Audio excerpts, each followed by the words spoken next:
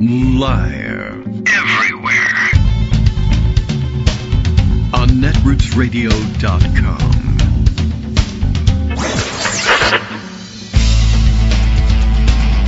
David Waldman. Kagro. In the morning. Now, here's David Waldman. Hey, good morning, everybody. How you doing? It's Friday, gateway to chaos, as usual. We'll see how much opportunity Donald Trump has and takes to blather to the press uncontrollably and unsupervised over the weekend to see whether the weekends remain the, the fulcrum of chaos or I don't know what. Well, it largely depends. I guess when Donald Trump is getting medical treatment and is out of the public eye, then he tends not to speak too much on his way to and from the doctor. He likes to hide the fact that he's going to the doctor, I guess, to some extent.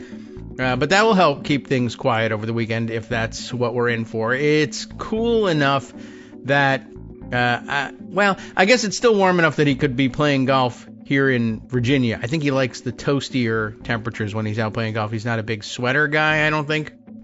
But I don't know if he's ready to start the Mar-a-Lago season. Mar-a-Lago has a season, apparently, by the way. And so pretty soon he'll start flying down there at extra expense to the taxpayers, naturally, while he, cuts your various other government support programs, tells people they have to be kicked off of Medicare, Medicaid, and doubles the insurance premiums through the Affordable Care Act exchanges for everybody else. But what does he care? He's a bazillionaire, and people are just going to bribe him with crypto coins. So he don't care. Anyway, his health care is free, so it doesn't matter a great deal. It's not free to you, but it's free to him. Anyway, he has got a doctor's appointment actually scheduled for today. As I understand it, interestingly, and only Donald Trump can do this, it's breaking a record. This is his second annual checkup this year, and I think maybe even his second annual checkup in 6 months. So, you're 79 years old. You should probably get a lot of annual checkups. But okay, he is. But of course, his doctors keep putting out statements like he's the healthiest human being ever to walk the planet. He's going to live for 750 years at least, this sort of thing. But that'll be difficult to square with his not winning the Nobel Peace Prize, which, actually should never be hard to square with anything. Like, good morning, the sun rose in the east, Donald Trump didn't win the Nobel Peace Prize. Yeah, but he's demanded it like several times in a row, so that's it. I think we may have mentioned yesterday that was the case. He was demanding that basically if they don't give it the Nobel Peace Prize by Monday, which is, I guess, when they award it, today was the announcement, he didn't win. Anyone else on the planet won. There's a name, there's a story, there's a deserving background to it. I don't know it, but political organizer and activist in Venezuela, troubled Venezuela, has won the Nobel Peace Prize, and I know very little about it except that I skimmed the article just to say, all right, well, so it's not Trump, right? Okay, good. Fine. María Corina Machado wins the Nobel Peace Prize. Don't know much about her because I'm an American and we don't know anything about anybody except ourselves. And maybe sometimes we read a little bit about what people think about us. That's basically it. But a political organizer, I guess, has spent some time in elective politics herself, but is now not running for office per se, but is organizing people, getting them registered and out to vote, and just essentially leading the charge against the incumbent regime of Nicolas Maduro. And, without comment, and I guess you don't have to comment necessarily on the political alignments down there. I guess the idea basically is that I think the statement that they came out with from the Nobel Prize Committee, I should probably find it and read it to you. But, here we go. Here's a New York Times article about it that's been sent to me in the email. So I'll go and take a look. But they made a very interesting statement basically saying, look, human progress and peace, this is the Nobel Peace Prize, is dependent on the existence and flourishing of democracy. And, well, it'll be very difficult, I guess, for them to get past that. It seems, I don't know whether it was intentionally a statement like, yeah, not only are you not getting the Nobel Peace Prize now, Donald Trump, you may never get it because your country is in democratic backslide. You can't win it internationally while ruining democracy at home. I think you can't. I mean, I suppose they could make an excuse for it if there's some amazing achievement in the area of peace internationally. And I guess you now have, well, the Republicans now have that argument because they've put out press releases that say there's peace in the Middle East. And then, of course, Donald Trump says, I've solved 9 wars. And by the way, all those wars are falling apart on him, with the exception of the one everybody's been kind of focusing on the last day or two, the Israel-Gaza war, which, yeah, I guess at this point I would say, well, it's early days, too soon to tell, but are people in the region beginning to take steps that look like they are, that they've agreed to comply with propping up the illusion that there's a peace agreement? Yes. Is that almost as good as actually getting a peace agreement? It may be. It's a tricky world out there. Anyway, the latest from the New York Times on the Nobel Peace Prize, just in case you're wondering. The Venezuelan opposition leader María Corina Machado, who built a powerful social movement challenging the country's authoritarian president and has been living in hiding since last year, although plenty of photos of her in hiding, I guess, and out in public and leading rallies. But, maybe they're old pictures because this one that's illustrating the piece here is from 2024. Well, she's been awarded the Nobel Peace Prize on Friday, and I guess they had to call her in hiding, and I guess she's got to come out of hiding to come get it. I don't know. I'm not certain how this all works. This, of course, the word from the Norwegian Nobel Committee praising her tireless work promoting democratic rights for the people of Venezuela and for her struggle to achieve a just and peaceful transition from dictatorship to democracy. It would behoove Donald Trump, honestly, to be happy about that and congratulate her and frame it. Why not? Frame it. You want to make it about yourself. Frame it in terms of this is great news for us here in the United States as well, because we have this, he would say, terrible problem of Venezuelan migration to the United States. And he's constantly using that as an excuse to, launch invasions of his own cities. But perhaps a democratic movement in Venezuela would tamp down on the need for political refugees and political asylum seekers to flee Venezuela and make their way to the United States. I don't think it's going to eliminate it, but it might help. Maybe you want to look at it that way. You can center yourself in your favorite issue. But of course, that requires some thought, connecting dots. I'm not so sure he's good at that one. And B, some personal grace. So anyway, that's out the window. Ms. Machado emerged from Venezuela's political sidelines and corralled the country's fractious opposition behind her before the 2024 election. That followed years of political apathy in Venezuela, where President Nicolás Maduro's government crushed protests. That sounds bad. And arrested dissidents, and that also sounds bad, helping to spur an enormous exodus from the country, which, by the way, is also it's not enormous, the exodus from this country, but all sorts of folks exploring their options, particularly in academia, where those options are pretty obvious and clear. Professors sort of fleeing the country. One professor, was it Richard Bray, is that his name, from Rutgers, having some difficulty fleeing the country yesterday, although I understand he's made it out. But a weird incident, can I just throw this in there in the middle of this story, that he's a professor at Rutgers. He's a historian, cultural, I don't know, I'm not certain what department he's in, but apparently he wrote a book. He's probably written several, but one that got him in hot water about Antifa, which he pronounces Antifa, which is, I guess, a nod to the fact that lots of people say that they're anti-fascist all around the world, and sometimes they do it in an accent, and they do it in a different accent. Anti, okay, and fa, Fascism is all over the place. Anyway, it's interesting that he continues to pronounce it that way. Here in the United States, a nod to the international phenomenon of Antifa. Anyway, he wrote a book about it, and he's taught a class on it, and it's basically, the rise of anti-fascist movements over time, and it's got a long and storied history, and I guess he tells that story. And, of course, that leads Turning Point USA, Charlie Kirk, St. Charlie Kirk, who never lifted a finger in anger against anyone. Turning Point USA targeted him for years because of it. And Antifa, as we say here. Therefore, he's an Antifa-aligned professor, a supporter of it. No, he just wrote a book about it.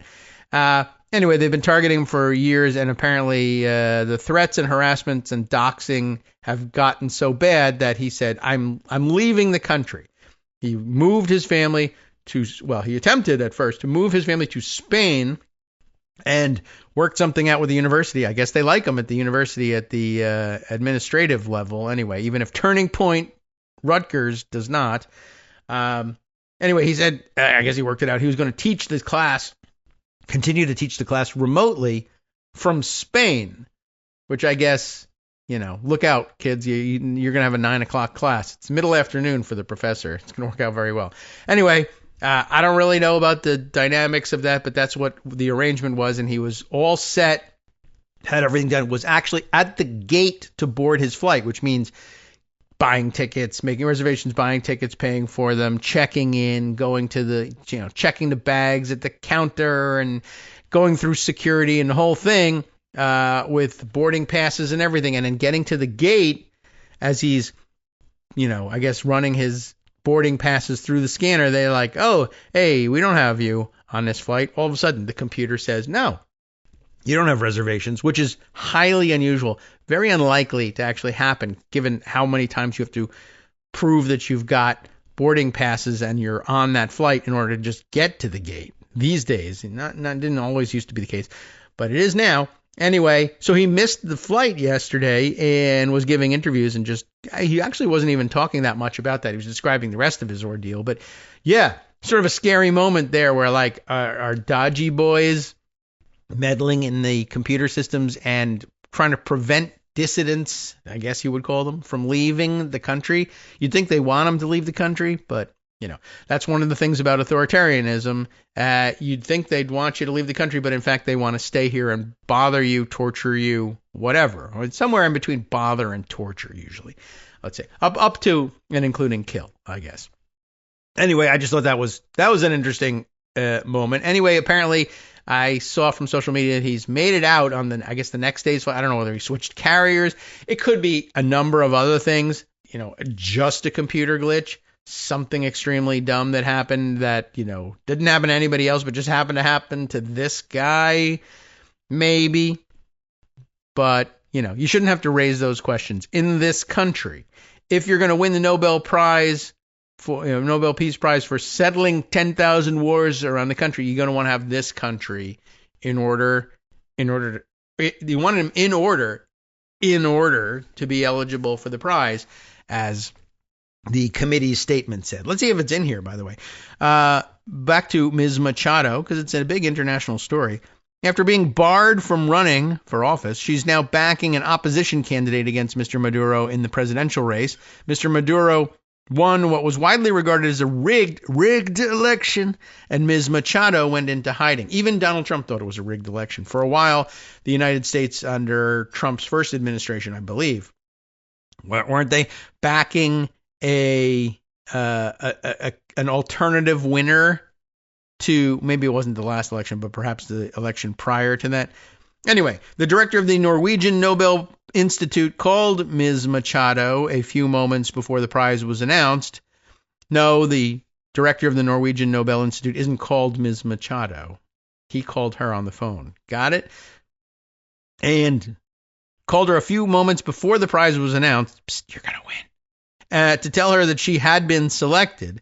In a video the committee shared on social media, she is heard saying, "This is an achievement of a whole society.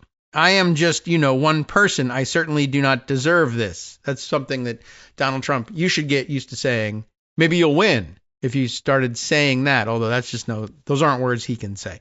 David Sheffer, an international law scholar at Arizona State University, said that in choosing Ms. Machado, the Nobel Committee had, quote, elevated a courageous hero of peacemaking, someone who works among her own people to protect them against repression and atrocity crimes, in order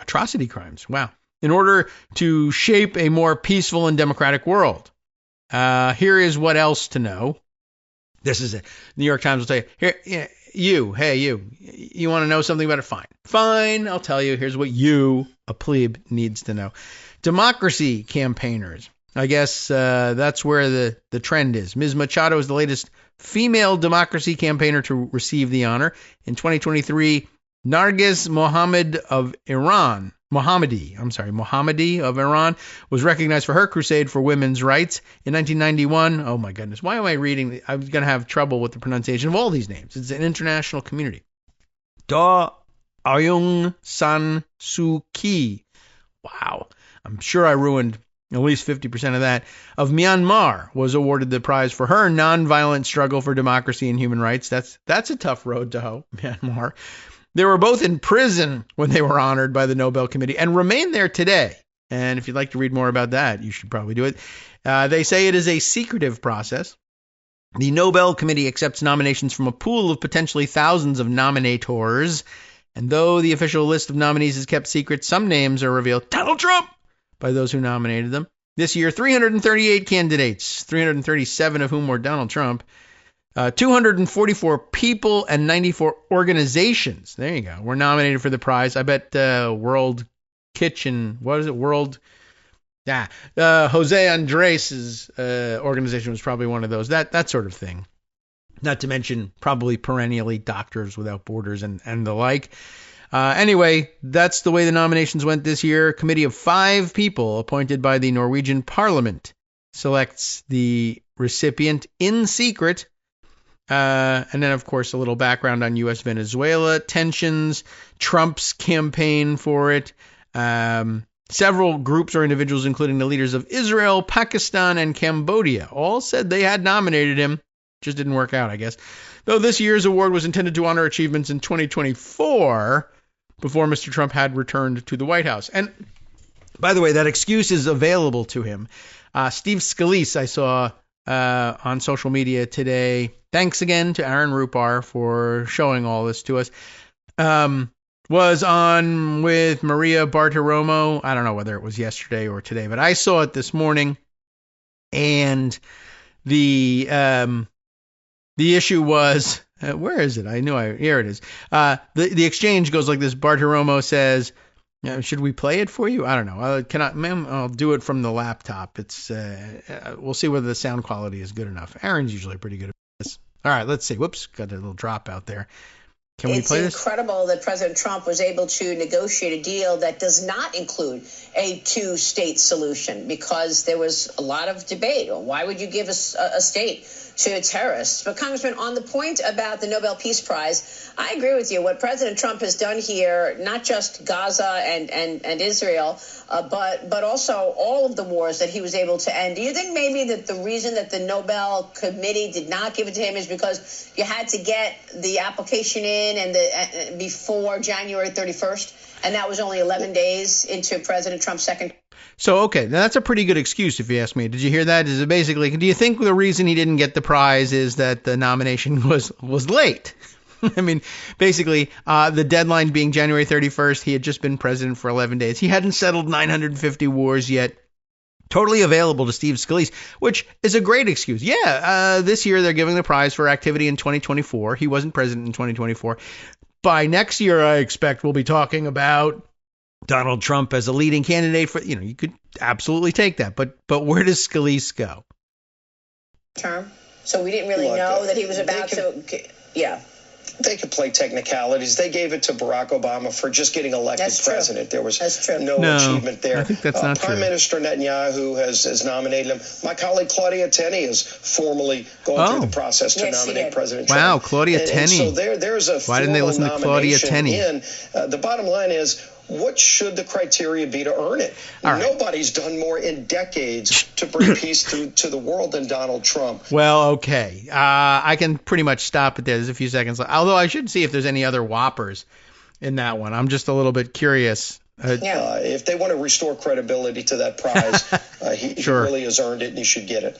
All right. So that's garbage all the way from top to bottom. But I like that. I mean, the excuse was available to him. Sure. Remember, this is the prize for peacemaking in 2024. And I mean, you could blame it. So Joe Biden was preventing Donald Trump from being the huge peacemaker in 2024, but then he prevailed. And going forward in 2025, by this time next year, I expect to see that they'll be awarding the prize. You could have gone that way, but boy, their brains are well and truly cooked. I don't know. It's interesting sometimes. You offer somebody an out like that and they just refuse to take it. All right. Well, I thought that was of some interest. And I hope you were able to hear that correctly. I'll send you all a link through today's summary to experience it for yourself if the sound wasn't particularly good. Although that one sounded all right to me. All right. Other things that are happening. There are a lot, and I better get to them because, every day after the show, I kick myself. Figuratively, I kick myself for not getting certain stories in, and then they get buried, as I put in new stories. And I feel like I got to run through a couple of things. All right. Let's see. You know what I thought was interesting, and maybe we can start this one after the break. But we'll do one more just to make sure that you're entirely up to date on this. This happened before, and it happened again just the other day. Trump attempting to threaten the Nobel Committee, and in fact threaten Norway as a country, unless he got the prize. So, that's usually not a big factor in winning peace prizes. But here it is. The Guardian keeps us up to date. Miranda Bryant, the Nordic correspondent. I didn't realize that she was responsible for probably all cross-country skiing related stories as well.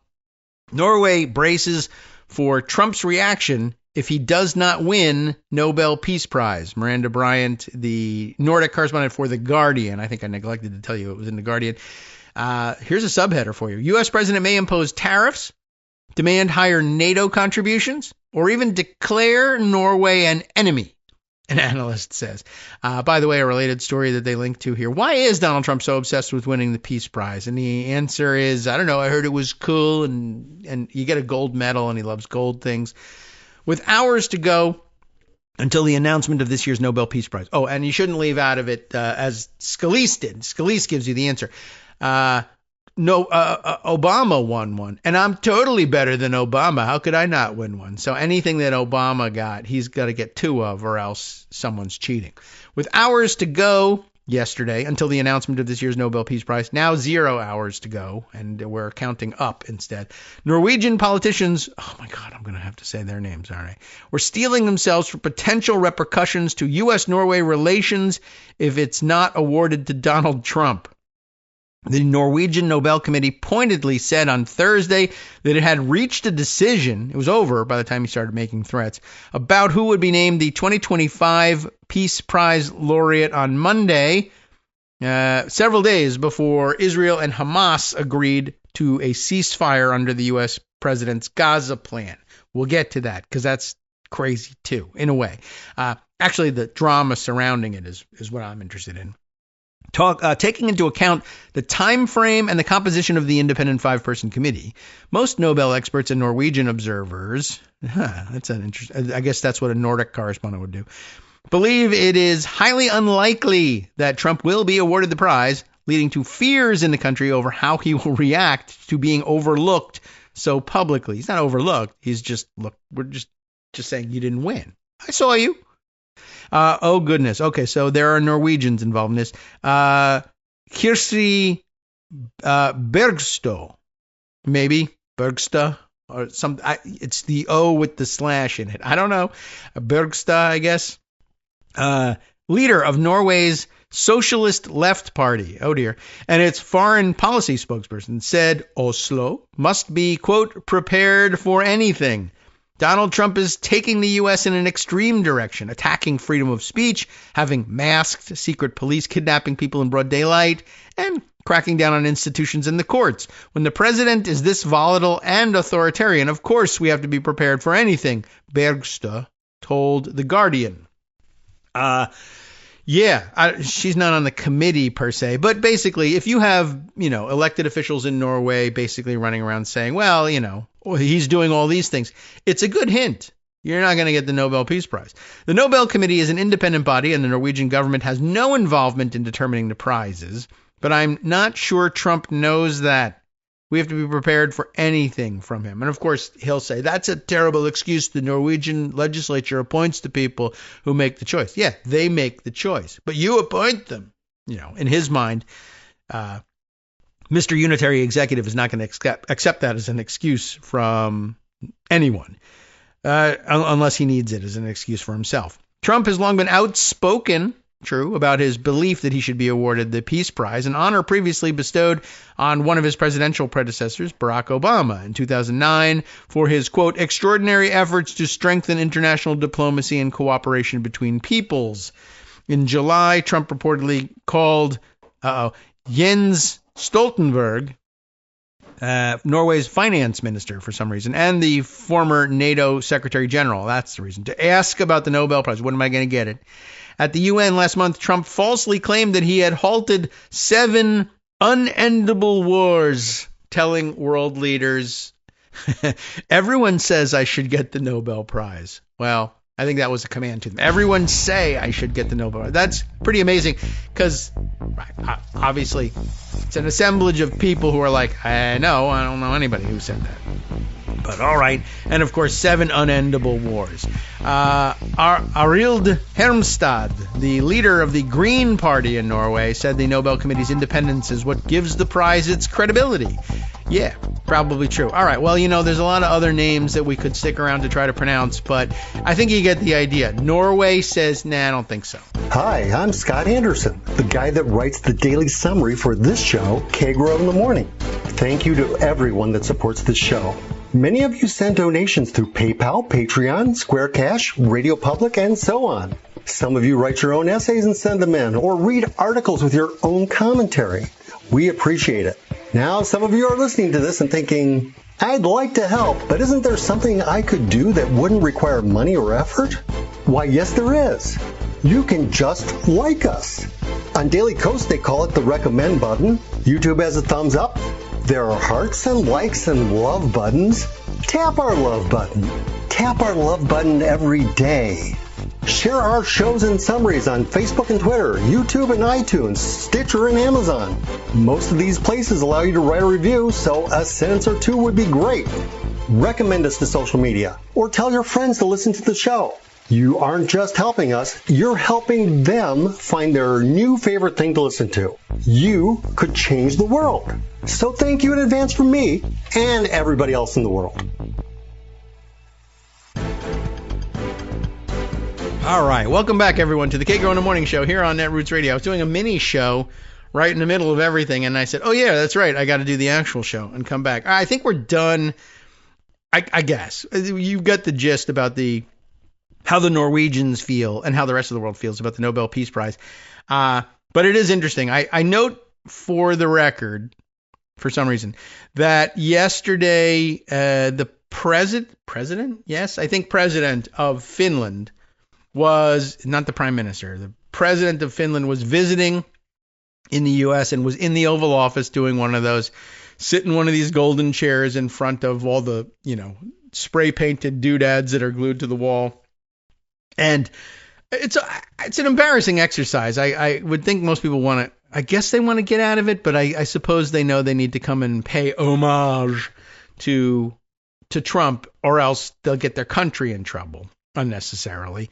But you got to go and you sit in one of the golden chairs, and then the press comes in, and then you just sit there while Trump answers questions. Because, the press corps is manipulated now, and they don't allow in people who really want to talk to the president of wherever. They want to talk to Trump. Will you tell us something about that country and how you want to bomb it. Oh, right in front of the president. Like, I don't know. I think that's the game. Anyway, yesterday's exchange, sometimes there's room for a little bit of log rolling. So they asked him yesterday if Finland was attacked from the outside, whether it was Russia or anybody else, would the United States come to Finland's defense? Which is a dangerous question to ask him point blank in the Oval Office, because there's some chance that he'll say no. And I mean, that would be enormously damaging to everybody. But people were surprised because he said yes. I think he said I think so. They're NATO members. I think yes, I would. So that it actually is a matter of surprising people here in this country. Like, I thought he was going to say something crazy like, no, I don't think so, or maybe if they contributed more to NATO or something like that.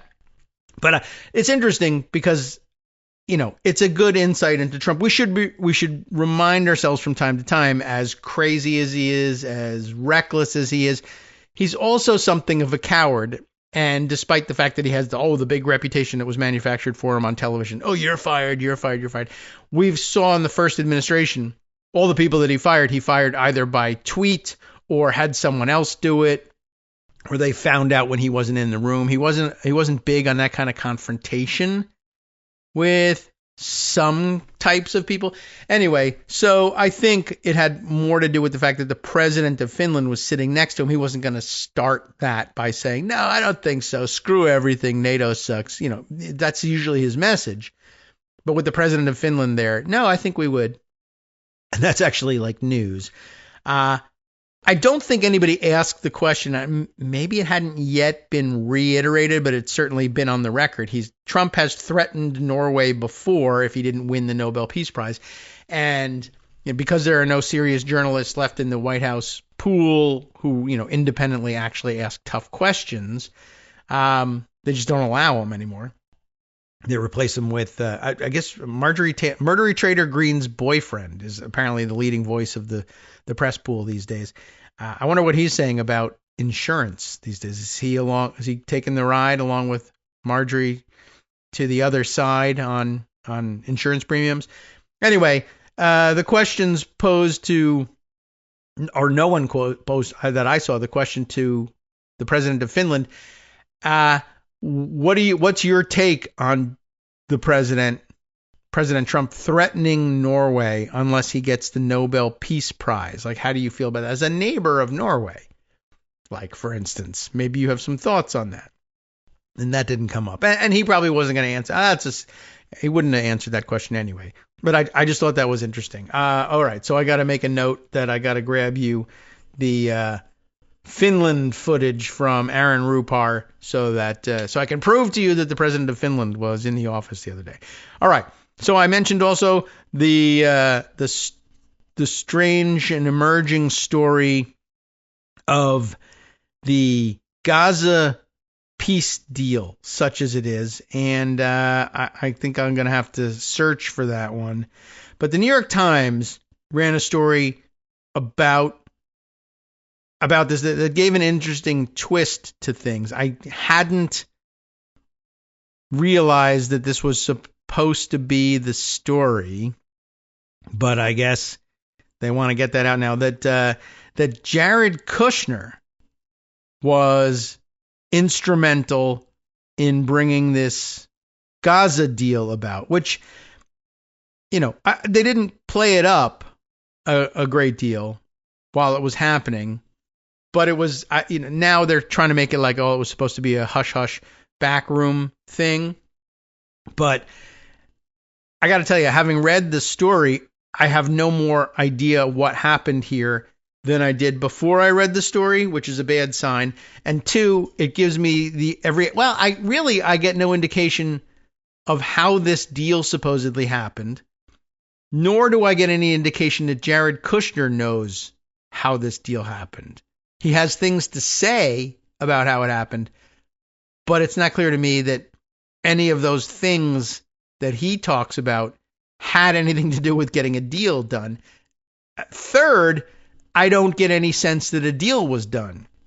Let me tell you what I'm talking about. So, turning to the New York Times, Have you seen it? It's Katie Rogers and Tyler Pager, I guess the top byliners on this one. How Jared Kushner, and I guess that should have been the hint right there. Every time I see a newspaper with the headline of how something happened, I am disappointed. I read it and I read that it happened and who was around when it happened and who says they made it happen, but almost never do you get the how.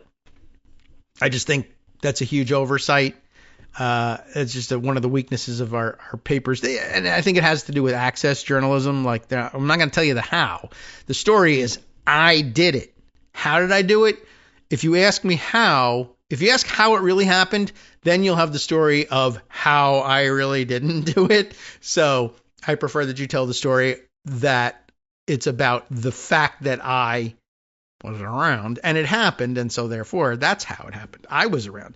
How Jared Kushner, a self-described, quote, deal guy, helped broker a Gaza breakthrough. Now, underlying all this, I don't think there's much discussion in the version of this article that I read to myself yesterday after the show about what I think underlies all of this. When you find out, like, your mind went here, I'm sure. Jared Kushner brokered this deal, then this deal really is about clearing out Gaza, blowing up the rest of it, what hasn't been blown up, and blowing up the rubble that has been, and building, a resort, a seaside resort. And of course, we're going to expel all the Palestinians.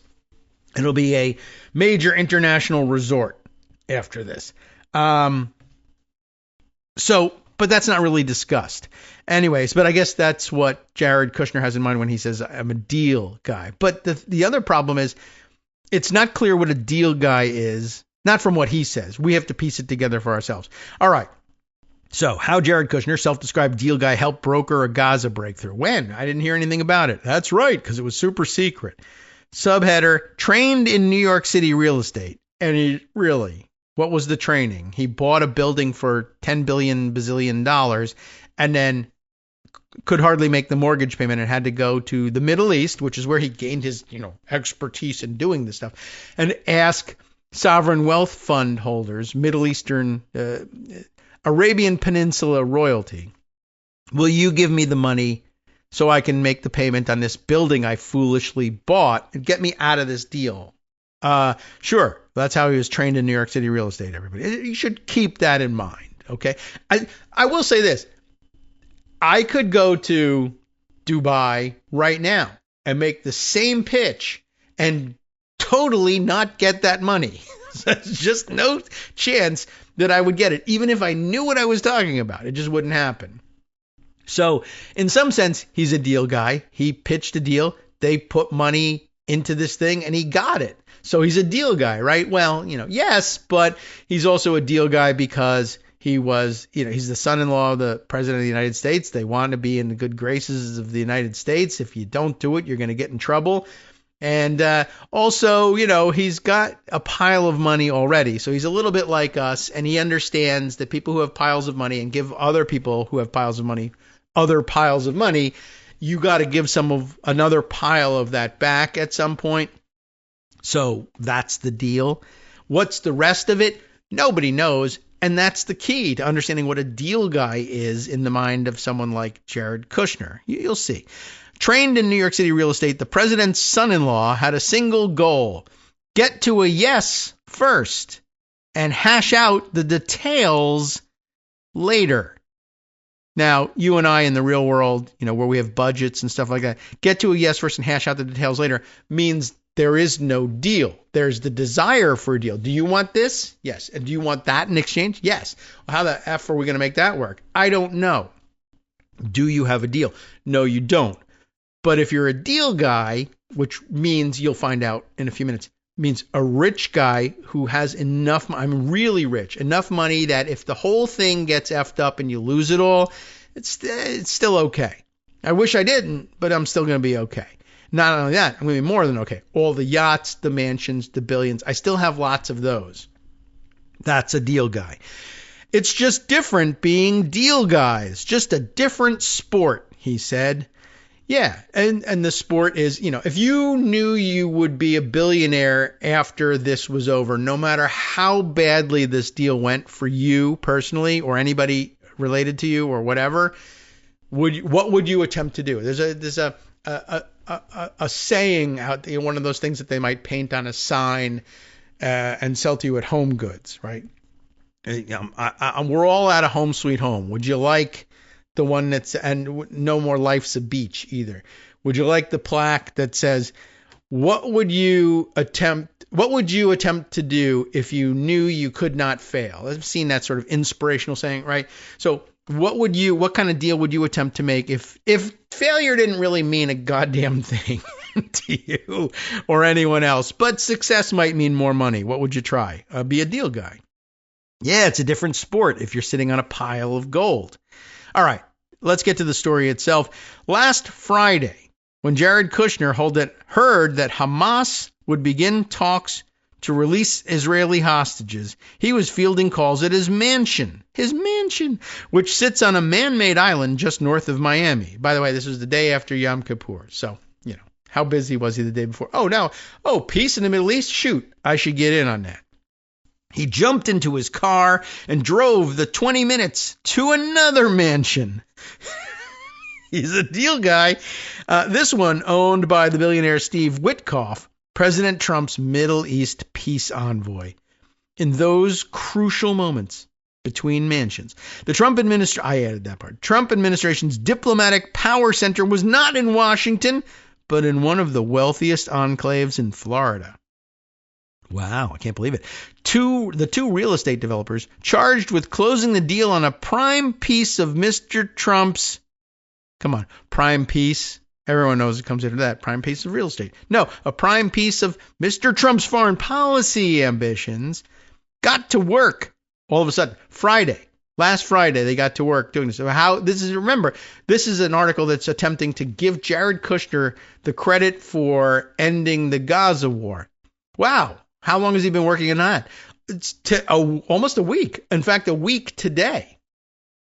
You're kidding. Yeah. The two real estate developers charged with closing a deal on the prime piece of Mr. Trump's foreign policy ambitions, got to work setting up a command center in a mansion where they made and fielded calls from stakeholders, including an impatient president and cabinet members of the Israeli government. The stage had been set for a peace deal earlier that week, i.e. by someone else, when Prime Minister Benjamin Netanyahu had agreed with Mr. Trump on a 20-point proposal for pursuing a peace agreement. By the way, can anyone directly name one of the 20 points? I think generally speaking, creating a seaside resort is one of the points, but I mean, other than that, there's 20 of them. Can anybody name one or two? With terms that largely favored Israel, I guess you should imagine that was going to happen, it was still unknown whether Hamas would sign on and agree to release hostages or relinquish control of the enclave, and those are two different things. As the deadline for Hamas to respond ticked closer, I said there were two different things. All the headlines are, they're releasing the hostages, so we have a deal. Well, the two things that they're expected to do, apparently, are release the hostages and relinquish control of Gaza. Are you going to release the hostages? Yes. Okay, end of inquiry. Anyway, as the deadline for Hamas to respond ticked closer, Mr. Trump warned Hamas fighters that thousands of them had already been killed and that many more would be if they did not agree to a deal. Classic peace deal. Hamas said hours later that it would begin talks to release the hostages. While he was working alongside Mr. Witkoff in Miami, Mr. Kushner's advice to the Israelis was not to worry about the rest of the militant group's statement, which did little to assuage Israeli concerns that Hamas would refuse to give up its arms or political control of Gaza. Only, central tenet of the war. And so that's how a deal guy deals with that. Israel says, well, I don't know if we have a deal. They say they're going to talk to us about returning hostages, and that's great. Well, Netanyahu doesn't think it's great, but the rest of us do. What about not trying to kill Israelis anymore? Is that going to work? I don't know, but don't worry about it. Well, I don't know. We're the government of Israel. That's actually kind of central to what we're interested in. We'll work out the details later, says the deal guy. Like, to me, God forbid I find myself in the Israeli cabinet at some point. I'd be like, oh, you don't know what you're talking about. But, in the New York Times, he's a deal guy. So, okay. Mr. Kushner focused on the first part of the statement, which meant hostages could come home soon. And that's a thing. Steve and I said to Israel, quote, we encourage you to be positive as well. Mr. Kushner recalled in an interview, slaughter everywhere, but be positive.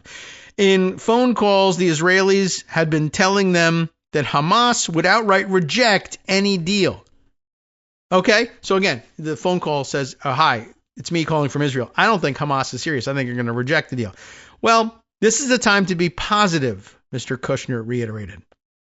So not so much a deal guy as a Tony Robbins guy at this point. Hours later, the office of Mr. Netanyahu said that it would agree to begin carrying out the first phase of Mr. Trump's peace plan. On Thursday, Israel's government approved the agreement just after Mr. Kushner and Mr. Witkoff addressed the Israeli cabinet and discussed the deal. Really? What was it? In his quest to end the Israel-Hamas war, Mr. Trump has not turned to longtime diplomats to get the job done. His advisors say he is not steeped in the details of what a long-term peace agreement would look like. But give me the prize. Instead, he has relied on his son-in-law, Mr. Kushner, again, to step in and add momentum to the negotiations, which Mr. Witkoff had been pursuing for months. So he was the one that was working on it. And then last Friday, Kushner found out, a deal could be, I have to come in and say, I'll do it. It's me. I fixed it. Let's try it. Next section, you're always negotiating. That's what it's called. Mr. Kushner, 44, had built diplomatic relationships, I guess you could say that, in Arab countries while working as an advisor during Trump's first term. He went to raise money for his venture capital or private equity firm, and they said they would do it, pretty soon. Maybe after you're out of office, maybe while you're in office, if it's not bribery. If it is bribery, can you fix it? Whatever. That's the diplomatic relations. He became a key architect of the Abraham Accords, a set of diplomatic agreements that normalized relations between Israel and 3 Arab states with whom they were not at war, just saying, which gave him an understanding of the complexities of the region and the key players who operate within it. Who's got sovereign wealth funds? You, and you. I now have an understanding of the complexities of the region and the key players. Mr. Kushner traveled to Egypt on Tuesday alongside Mr. Witkoff and found success. By the way, on Thursday, he spent presumably all day in temple talking about how God had delivered the Jews out of Egypt, and then on Tuesday he went to Egypt. But it was in pursuit of peace, so it's okay. The pair joined a set of mediators who had already been working there for days to convince Hamas to disarm and give over Israeli hostages who were taken in the wake of the terrorist attack 2 years ago. All right, so it's interesting that they just kind of gloss over that. That paragraph just said, Kushner went to Egypt with Witkoff, and they say, and found success? What do you mean? What they found was a set of mediators who had already been working there for days to convince Hamas to make a deal. But then they arrived, and they are famous, and so they made the deal. That's the subtext here. The two spent the plane ride strategizing over ways they felt the deal could fall apart. I mean, that's wise. That's the smartest sounding thing I've heard so far. And what they could do to salvage it. When the two men are working, Mr. Kushner is often drafting the plans as Mr. Witkoff works the phones. Okay. And then, of course, more self-important. They got to have a quote from Kushner. And Kushner doesn't really know, what to say. In New York real estate, because that's his background. Again, this is amazing. By the way, at this point, he should be just saying in world diplomacy. You've got the New York Times believing you're a globe-trotting diplomat. Use it. Say so. In world diplomacy, we do this, that, and the other thing. No, he's backed in this. In New York real estate, which he really also does not have a particularly good command of, but in New York real estate, you're always negotiating back and forth, he said. Really? I think that's probably true in Omaha real estate, Peoria real estate. You're always negotiating back and forth. That's really nothing, but okay. But there's a lot to be negotiated before you get the contract and you put money up hard. That's a deal guy thing to say. Put money up hard. I think we're just used to complex deals that are very dynamic and with complex characters as well. A-holes. Donald Trump is in. And I guess there's this to be said for New York real estate. They're probably more backstabby and greedy, but also lots more money is at stake because of the overinflation of New York real estate prices. So I think it is true. There's probably a quantum difference between New York real estate and every place else, which is the deal guy mentality, which is the rich guy mentality, which is get to yes first and work out the details later, which means there's no deal really. But again, like you and I, if we're negotiating something, if you've got a budget, you can't say you have a deal unless you know the details. But the deal guy thing, it emerges in the rest of this piece for Jared Kushner is get to yes first and then work out the details later. Like if you get me to yes first, I'm in trouble. Like yes to what? I don't know. But if you have billions of dollars, it doesn't matter. Basically, you're just like, I could have made $1 billion on this deal. I could have made $2 billion on this deal. I effed it up. I didn't really understand what the details were. We worked them out later. We just wanted to make a yes. We wanted a headline. Deal is made. I want to buy Twitter. How much? And the Twitter ownership says, I don't know, $40 billion. Or maybe probably said $50 billion. And they made a deal, $44 billion. Now, the real deal is they should have paid, I don't know, no more than $10 billion. I mean, that's crazy to have paid $10 billion at all, fundamentally speaking. But really, the deal should have been, he way overpaid for this. But he thought he made a great deal because they said $50 billion. He got him down to 44. And then, of course, he didn't have to put up all $44 billion. But if you're sitting on $300 billion, the fact that you overpaid wildly for Twitter doesn't matter, especially if you were buying it for ideological reasons and with the intent of destroying it. But that's the deal guy mentality. I want to own Twitter. Do you want to sell Twitter? Well, if the price is right, I will. All right, then how much? $50 billion. Wow. How about $40 billion? No, how about $45 billion? No, how about $44 billion? Deal. Done. Oh, okay. How will we do it? How do I pay you? When do I pay you? How much of it is cash? When do I take ownership? Are there any, parts of the thing I didn't own? Are you taking the algorithm with you? What's the deal with all of that stuff? Do I get all the files? Do I get the Twitter files? All right. For $44 billion, yes. Let's say that. Or whatever, right? Working it all out. So the deal gets worse and worse as the details get hashed out. But what do you care? You're sitting on $300 billion. That's, I think, the mentality here, right? You and I can't say we have a deal unless we know what we're agreeing to. But they have the freedom to say, I don't care what the details are. Somebody else is going to work that out anyway. I don't know how that works. The point is, there's now going to be a headline saying, I acquired that thing, and that's going to make me look rich and powerful because I am rich and powerful. I have so much money, it doesn't matter what the deal actually is. That's deal guy. It really means rich guy, but he likes to say deal guy. In New York real estate, yada, yada, you're so tough and and everything's really dynamic. And we have complex characters. And that's why it's okay to say my experience is in New York real estate. It really isn't, but everyone thinks it is. And that's how come I can do diplomacy. Complex stuff, dynamic stuff, things that change, deals that we don't know what the terms are. I do that all the time. Okay.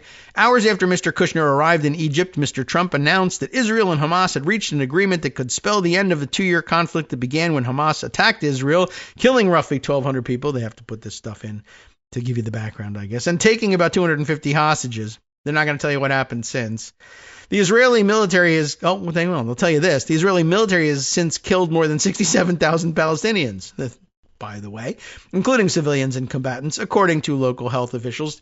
Again, not much in the way of details on how, but okay. We have to get to the important part, which is Jared is a very smart guy, Mr. Trump said on Thursday, trained in the bare knuckles arts of New York City real estate. Mr. Kushner and Mr. Witkoff think of themselves as deal guys working for the ultimate deal guy. Their approach is simple. Not really deal making, but this is their approach. Get to a yes first and hash out the details later. The two have spent a lot of time together over the past few weeks. Wow, a couple of weeks were put into this. Crisscrossing Miami, for instance, and then the country, and now the world in pursuit of peace and money and real estate deals. Don't leave that out. They did leave it out, though. The rebuilding of Gaza is also in their sights. Period. End of sentence. End of paragraph. That's it. That's the mention of we're going to bulldoze everything and turn it into luxury high-rise motels. We think. The experience that Steve and I have as deal guys is that you have to understand people, Mr. Kushner said. You have to be able to get to the kind of the bottom line out of them and then see who do you think is playing games and how much room do you have to push things. He added, a lot of the people who do this are history professors. He means diplomacy because they have a lot of experience, or diplomats. It's just different being deal guys, just a different sport. By the way, are a lot of them history professors? I mean, I don't think so. Anyway, diplomacy and business is the next section. We'll read a little bit of that before we take our break. Mr. Kushner has received bipartisan praise for his role in the negotiations, but as an unpaid volunteer, he is not subject to the same laws and disclosure requirements of a government employee. And Mr. Kushner has extensive business dealings in the Middle East, enriching himself as he builds deep diplomatic relationships with leaders across the region.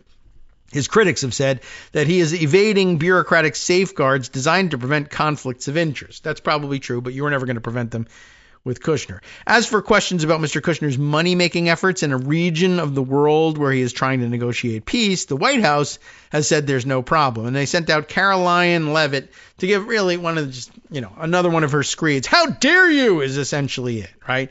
That's too long, didn't read. It's a paragraph long, but it comes down to how dare you, peace in the Middle East, and you're criticizing him for stealing money. She added, we're very proud of the plan. Hope Hamas will accept it. I mean, really, we skip over it. Mr. Kushner's private equity firm, Affinity Partners, we are reminded, is almost entirely financed from overseas investors, which, makes the whole diplomacy thing a big question mark. And it has taken money from government wealth funds in Saudi Arabia, for instance, Qatar, and the United Arab Emirates. Aren't they all party to the Abraham Accords? Basically, haven't you just run through the roster of the Abraham Accords? He settled that deal, but he also worked it out so that they all gave him lots of money. That's weird. I mean, I wish I could do it. In order for the next stage of this agreement to be successful, Jared Kushner needs to stop approaching this issue as a real estate deal and start focusing on political and human rights, said Senator Chris Van Hollen, Democrat of Maryland. Good point. All right, welcome back now to the Kagro in the Morning Show here on Netroots Radio. There's still more about how Jared Kushner, the deal guy, put together this whole thing, plus all the questions surrounding it. But a little reality check from Chris Van Hollen. In order for this thing to actually succeed, it can't really be a real estate deal. It's got to be about political and human rights. Well, I have some news for you. That's not how Jared Kushner sees it. He sees the real estate deal's success as inherently a success in political and human rights. If Gaza was a glittering international resort community instead of the war-torn area it is, that would be a success. And people would have better political and human rights because they would be walking around from hotel to hotel having mojitos, I guess, or whatever. I don't know what his drink is. But that would obviously be better for political and human rights. Now, it would be for the set of people present in Gaza, if his deal succeeds, would be better politically and on a human rights sense after he succeeds in building the hotels. It's just that those won't be the people who had the political and human rights problems before. Those people would have been disposed of elsewhere in other ways, and then rich people from around the world who already enjoy political and human rights would flock to Gaza and enjoy more of them. But the point is, this area of the map was devoid of political and human rights before, and now it has them. It's not the people who were there, they're gone, and they're elsewhere not having political and human rights. But success was had because it was a real estate deal, not a political and human rights deal. I don't know how to make those, and I don't care, and I'll never try. But, that part of the story is not present here. If Mr. Kushner, and the reason it's not present here is, of course, this is a piece of Access journalism. These two, I guess, went to interview Jared Kushner and tell us how you were an amazing, awesome deal maker. All right, I will. Okay, we'll write it. That's the story. Where was this deal made? It's in Gaza. It has to do with Hamas and Israel. All right. And what is the deal? And has anybody agreed to it? No, but we'll work that out later. And that's the other part of this thing. If Mr. Kushner seems like a familiar face in the Trump White House, does he, you think? Maybe 4 years of watching him? That is because he never really left. And he spent 4 years there and then never left. That's why he's a familiar face. It's not because he never left. It's because, what he didn't leave was being a familiar face in the White House. He was an unpaid senior advisor to Mr. Trump during the president's first term, as was his wife, Ivanka Trump, the president's eldest daughter. Both faced intense criticism from Democrats for not being moderating forces with Mr. Trump. I don't know if that was possible, particularly on his efforts to restrict immigration. The onslaught of headlines about their unpopularity were so constant that Mr. Trump would sometimes joke that instead of marrying the football player Tom Brady, she'd married Mr. Kushner. Wow, hold on a second. The onslaught of headlines about their unpopularity were so constant that Mr. Trump would sometimes joke that instead of marrying the football player Tom Brady, I don't know if that was in the offing, she'd married Mr. Kushner. I don't get that joke. But, I mean, were they dating? Or what did he thought? Oh, she could have married anybody, like, I don't know, Tom Brady or something. But instead, she married this guy. Jared hasn't been so good for me, Mr. Trump would remark at points. Relations have since improved. Now that he doesn't do any government work for him anymore. Or he comes in at the last minute and says, the work other people did was me. Mr. Kushner began focusing on matters from prison reform to normalizing relations between Israel and several Arab nations. He left the White House and his private equity firm has made money from his relationships with some of those countries. That's certainly true. And of course, they remind you his father, Charles Kushner, was given a presidential pardon for tax evasion and retaliating against a federal witness, among other violations. The elder Mr. Kushner, a campaign donor, is now U.S. ambassador to France.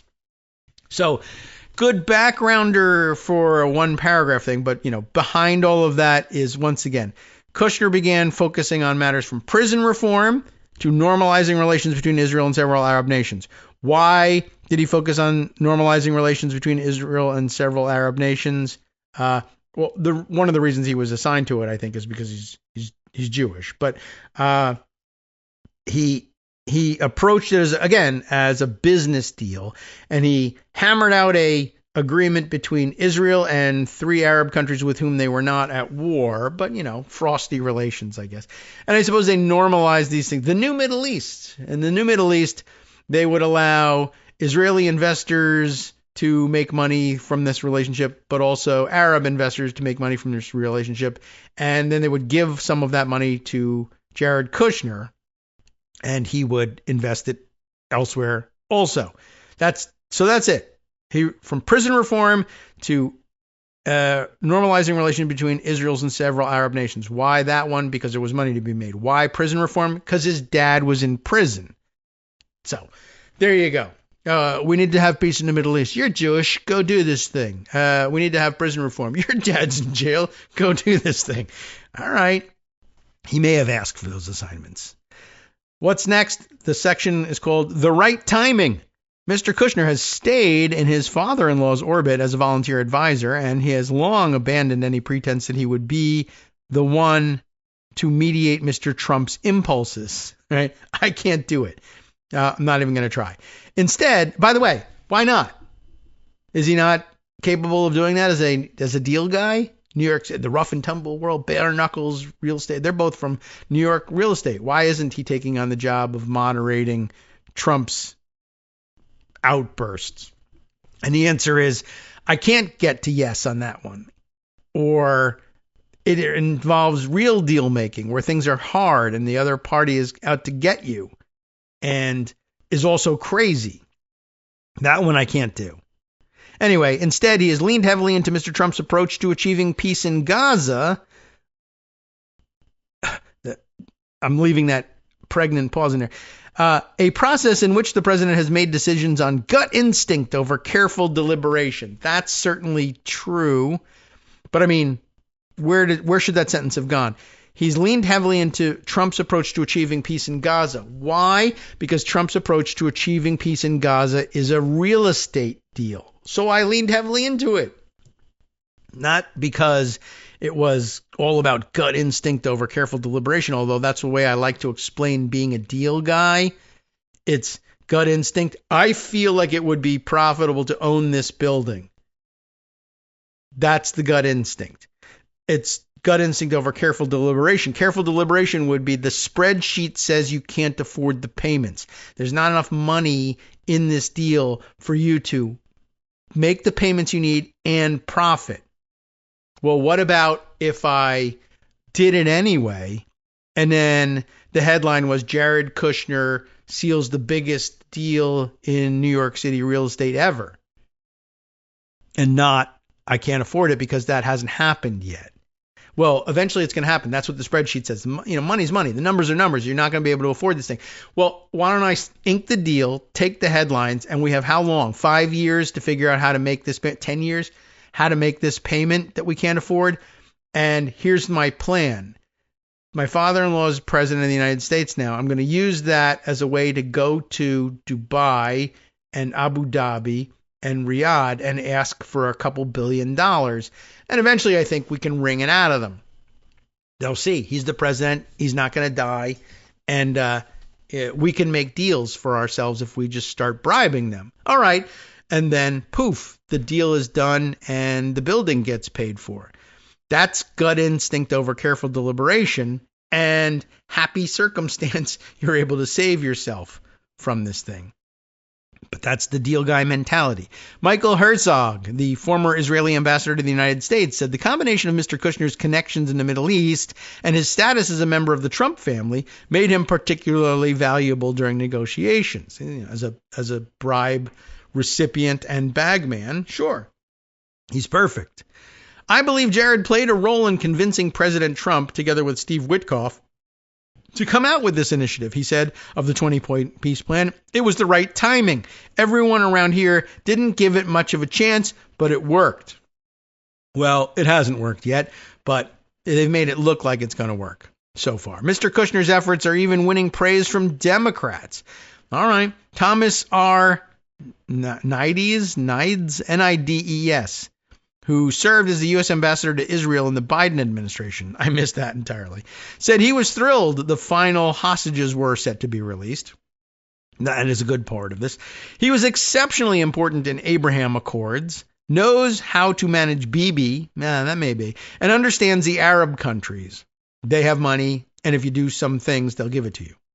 Mr. Nides, I guess, maybe, said of Mr. Kushner, forget my politics. I'm more than happy to give him as much credit as he deserves. Okay, you know what? That's a statement I can live with. I'm more than happy to give him as much credit as he deserves. Footnote, that's none. I'm more than happy, though. But, on the other hand, I could see somebody who was formerly ambassador to Israel saying, the deal, look, if the hostages are actually being released, I will take it. I will take it. And if it means saying Jared Kushner's good at things or at being a human, all right, as long as those hostages get out. But you got to have the benefits of this stuff first. Until recently, Mr. Kushner had a much less visible role in the president's orbit. He was frequently in touch with his father-in-law. You would think that would, that'll happen.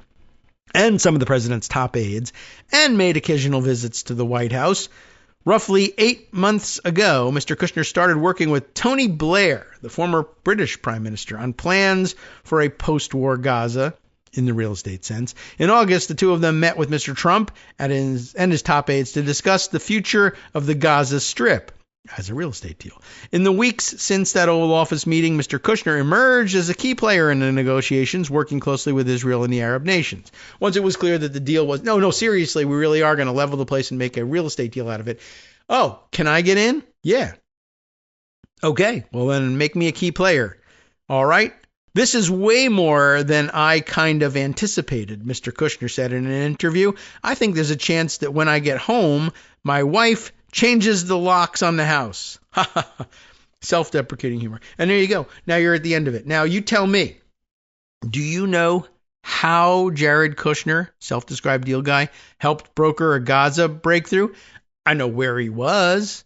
I know which mansion he started it in and which mansion he traveled to. I know that he went back and forth to the White House. I know that he went to Egypt. And I know that his approach to it was get to yes first and work out the details later. Still working on what are some of those details. But is that it? Like, I guess the how I was interested in is, how does he convince other people for whom the details actually matter that he did something here?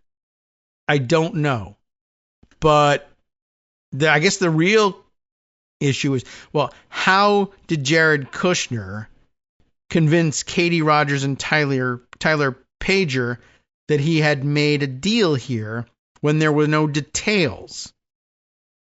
Well, I don't know, but we don't have to know, because what's in the details? Well, the devil is there, and who cares about the devil? This is a story about Jared Kushner. All right. I guess so. I don't know. I just thought that was interesting. It was a bit longer than anybody should spend on this thing, because honestly, what is a deal? It's the set of details that are in it, and two parties agree to it.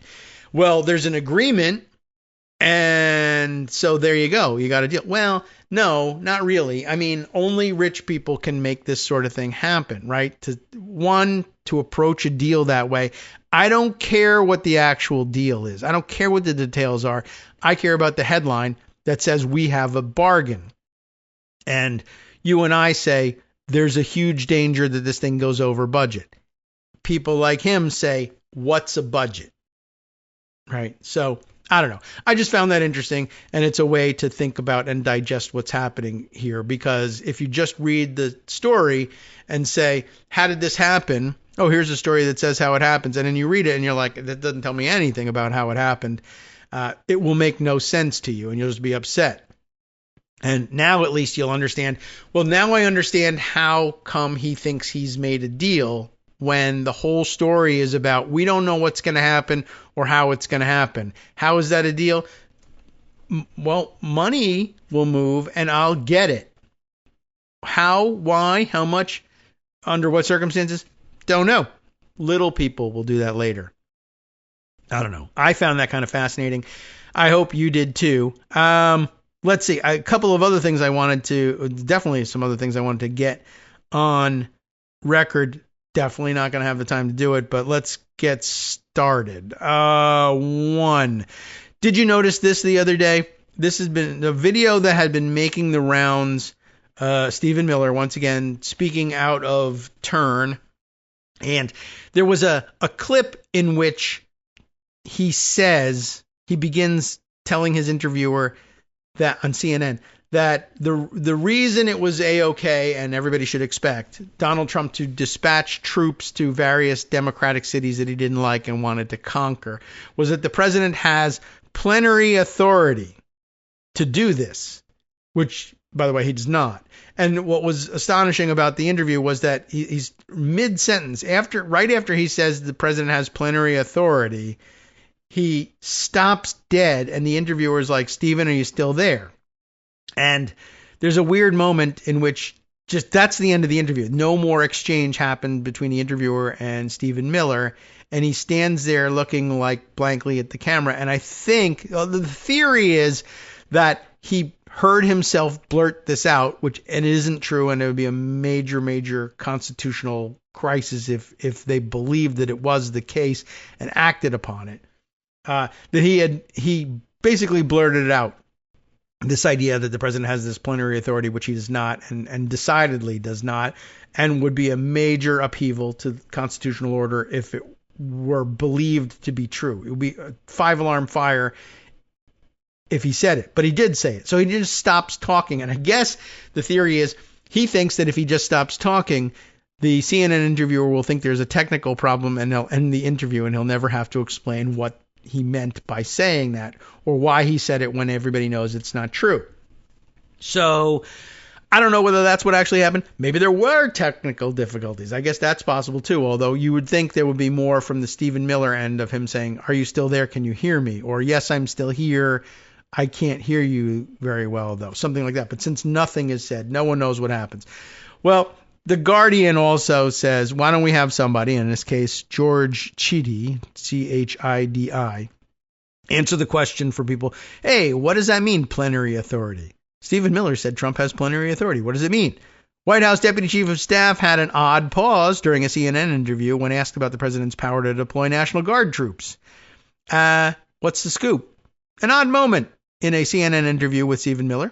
The White House Deputy Chief of Staff has been circulating on social media after Miller's distinct pause, end the interview, when discussing the, quote, plenary authority, unquote, of the president. A technical glitch crossed wires from another broadcast in Miller's earpiece caused him to stop talking before completing his thought, CNN said. But the term plenary authority has been taken as subtext for the broader ambitions of the Trump administration to assert legally unassailable power over the use of the military and other functions of the government. What is, and why not? What is positraction, or plenary authority, if you prefer? Well, in addition to being a limited slip differential, which distributes power equally between the left and right rear tires, the Legal Information Institute of Cornell's Law School defines plenary authority as power that is wide-ranging, broadly construed, and often limitless for all practical purposes. There's not a lot of that going around these days, constitutionally speaking, but something, blah, blah, blah. It is most often applied to legislative bodies, as when government chooses to levy a tax or expend revenue. Lawmakers do not need to refer to the courts or a higher federal power for authorization to act when they have plenary authority over a matter. And in some cases, that plenary authority is granted explicitly in the Constitution. We, with our written Constitution, actually have it set up that way.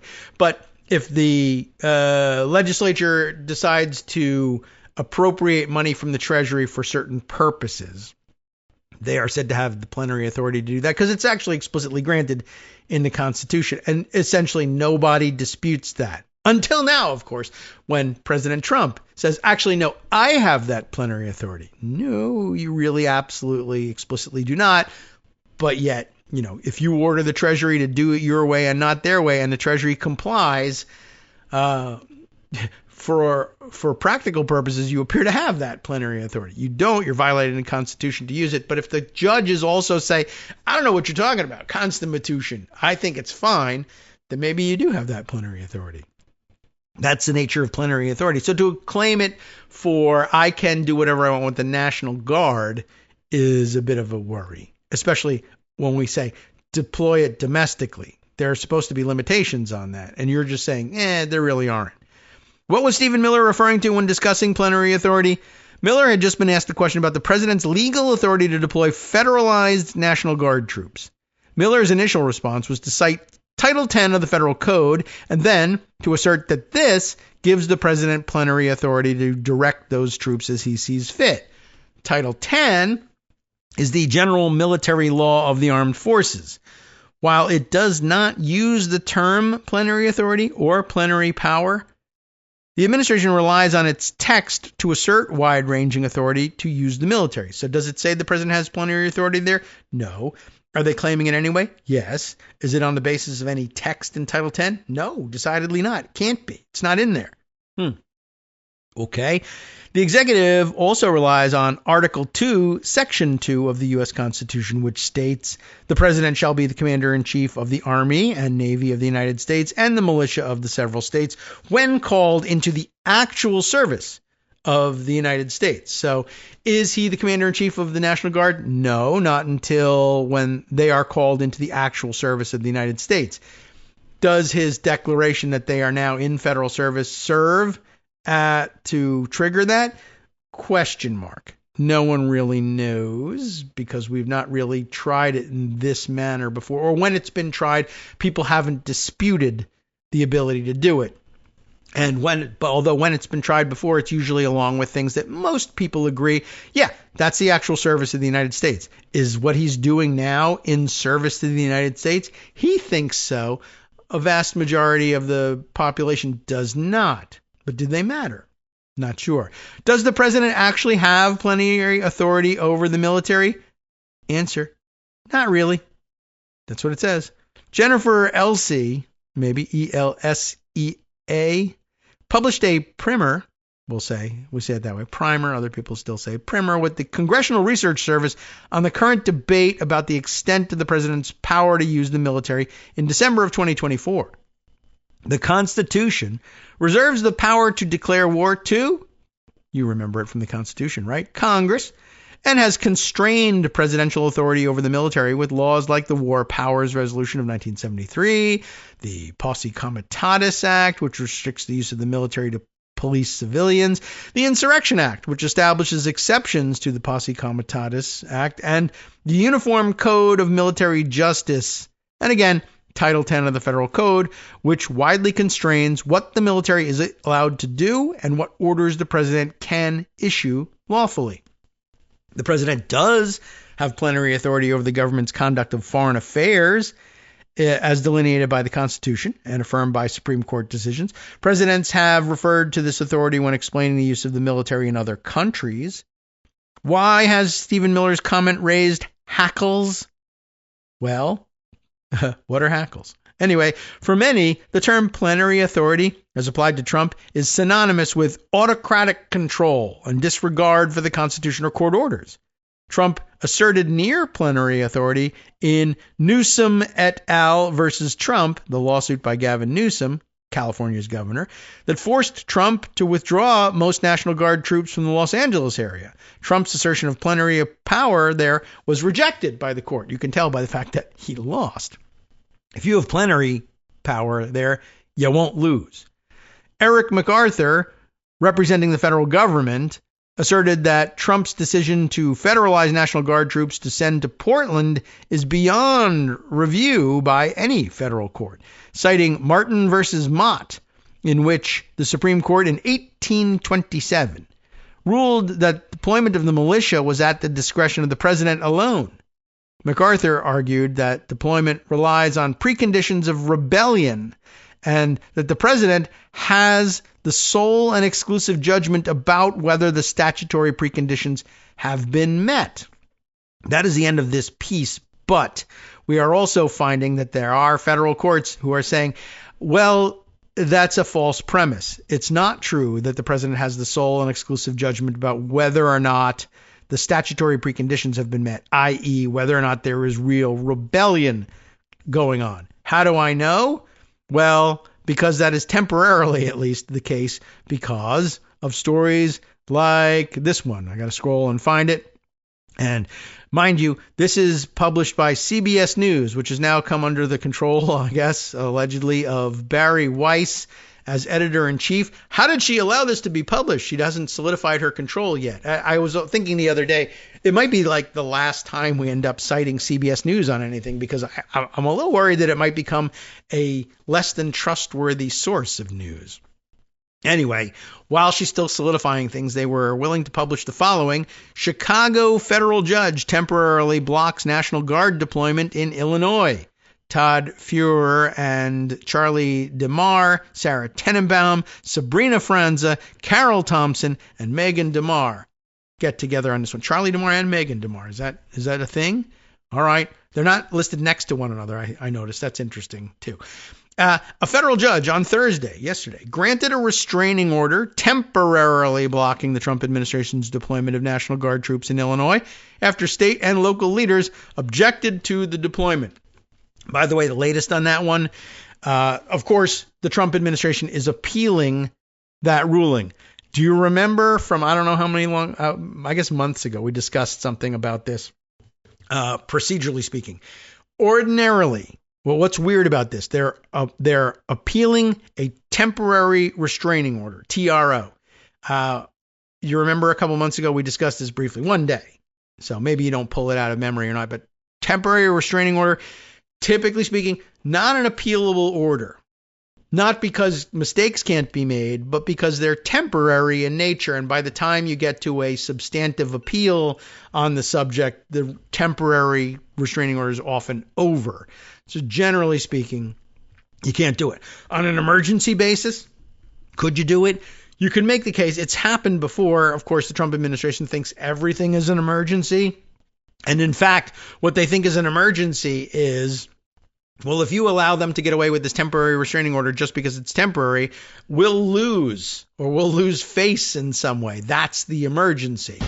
So it's an interesting thing. They've set that sort of precedent, that procedural precedent on its head, saying, well, the reason you can't appeal it is because it comes and goes so quickly. But that's the emergency.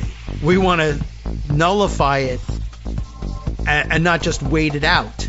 Well, that's not an emergency in its own right, but sometimes this Supreme Court will let anything fly. When we come back, we'll tell you about how the decision went and what that means for plenary authority, at least temporarily, after this.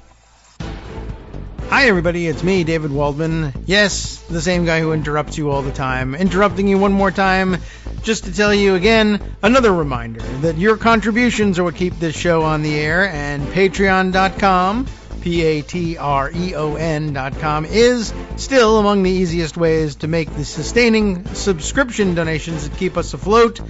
Are you ready for the pep talk about how our Patreon campaign is still going strong and growing? Well, too bad.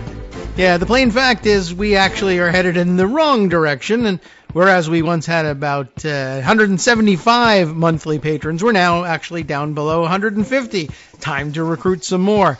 Not exactly the kind of news I wanted to share, but there it is.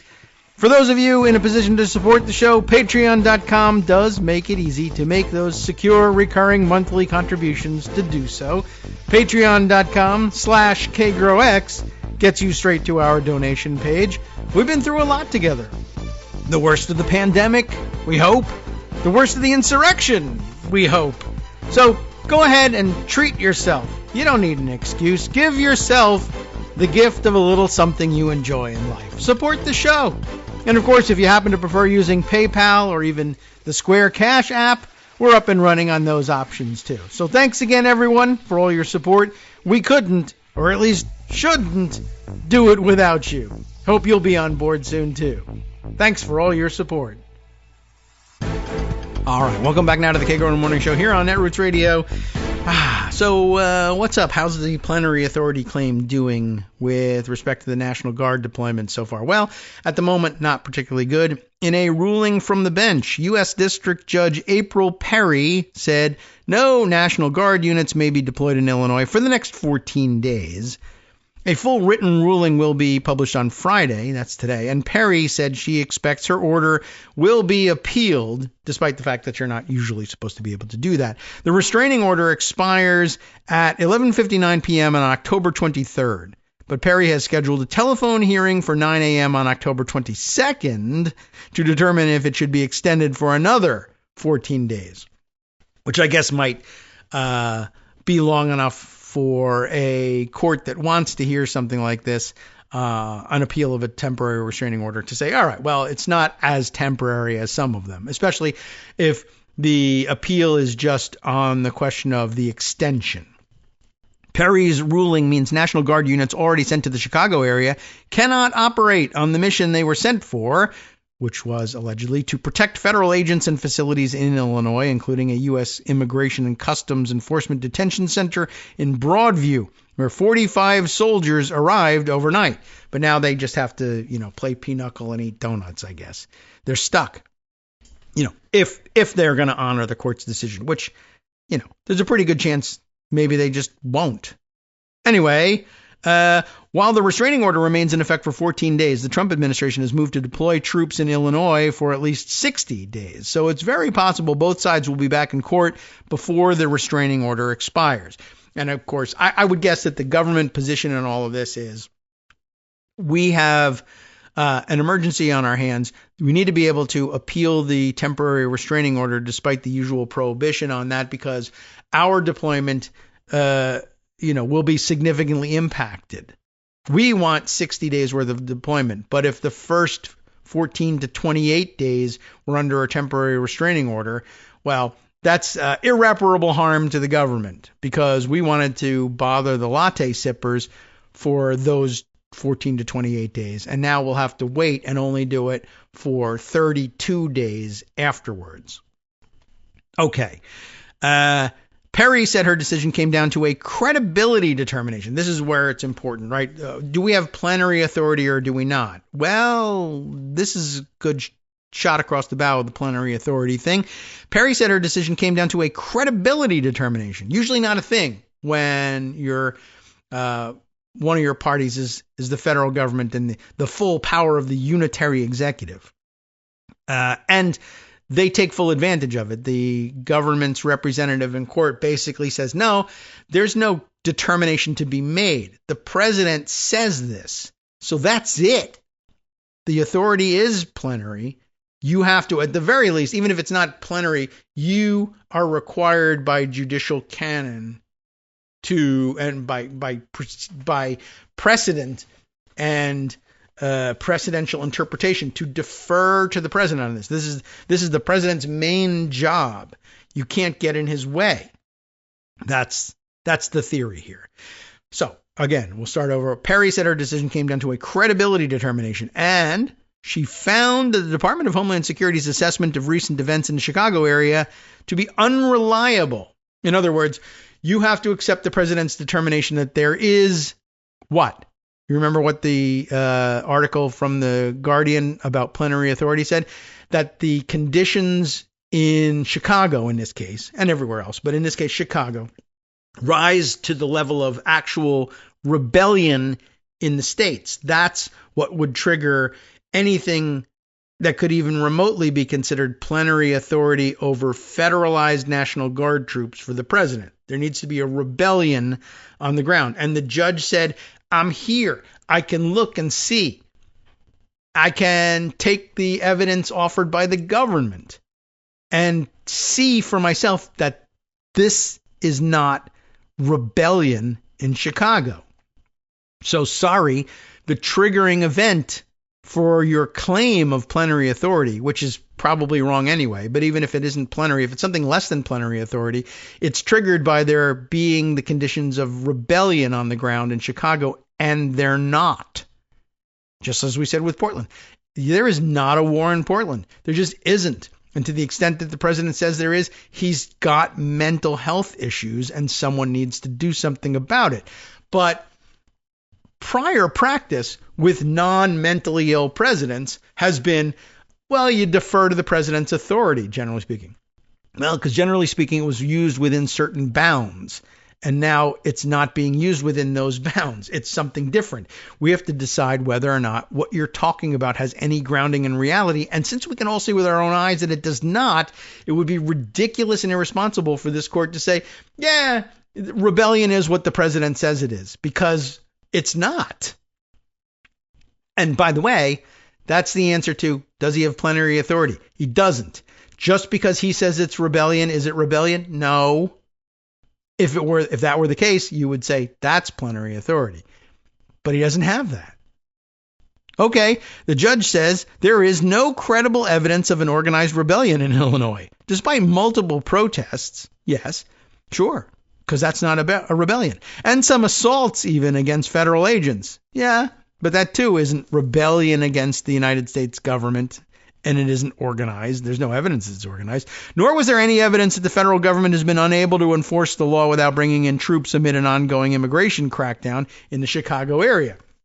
You know, that's another one of the conditions. You can federalize the National Guard and deploy it domestically if you are otherwise unable to enforce the law in this area. But not only are you enforcing the law in this area, you're going above and beyond enforcement of the law. You're beyond what you're supposed to be able to do. You're able to toss tear gas grenades to clear intersections so you can get through it faster rather than just turning on your siren. You're surrounding people's cars while they're there to pick up kids at elementary school and dragging them out and zip tying. You are raiding entire apartment buildings and zip tying children naked and parading them out and then segregating them by race in U-Haul vans. I don't think you have any To the extent that we're having a difficult time enforcing the law in the Chicago area, it's because you're sending rebellious troops into the area to foment treason. The judge doesn't go there, but I don't see how you avoid it. But, you try to limit the scope of your inquiry according to judicial canon. So good